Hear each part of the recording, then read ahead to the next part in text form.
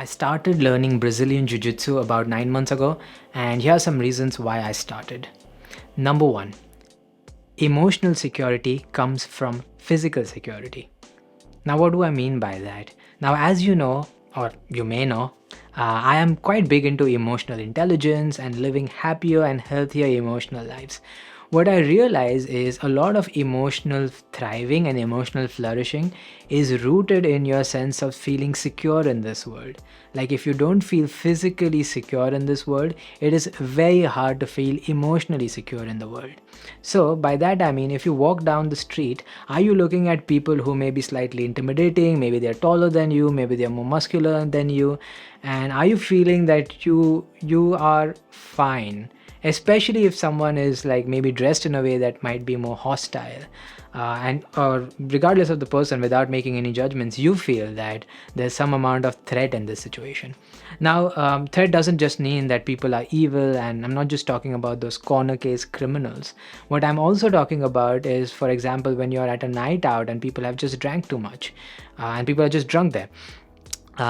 Even then people can be a bit out of control. Like, I do remember situations in which people like physically coming up to me and like holding me in ways that might be inappropriate, but all they were is drunk and they were my friends, more or less.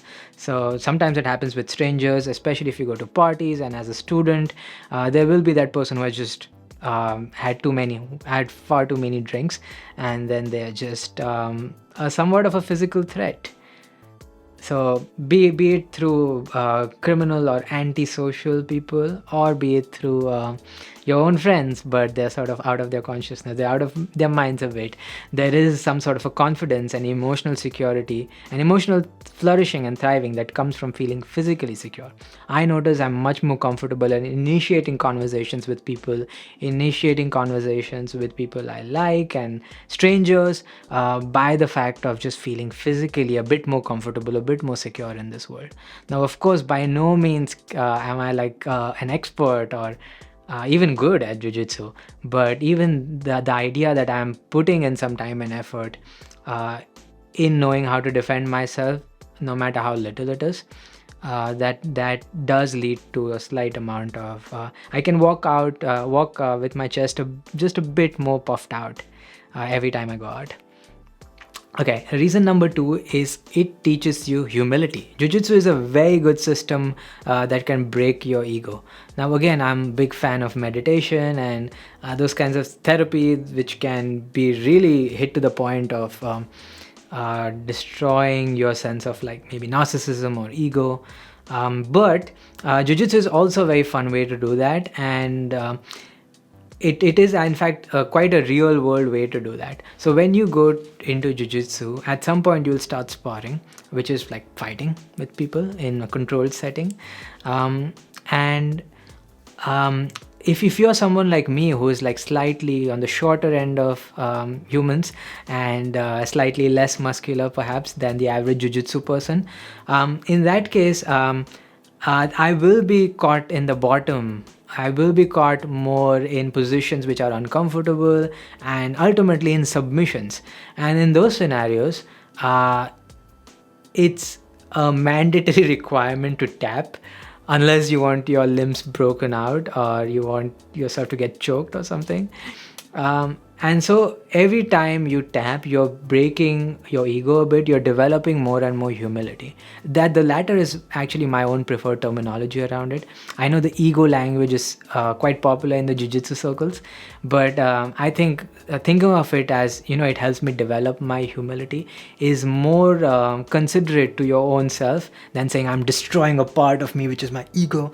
There's that can be there's that bit of a me versus me kind of attitude in that. So it does help develop humility, and it does help accept the fact that we are limited and finite in our strengths, in our resources, and it just makes you more and more human and acknowledge our finiteness, or what do I say? Acknowledge our limitations. Let's just stick to that. Okay. And the third reason is one that is probably not a big surprise, but it's still worth mentioning because it's a big one, which is it keeps you healthy. Jiu-jitsu is an extremely fun way to work out.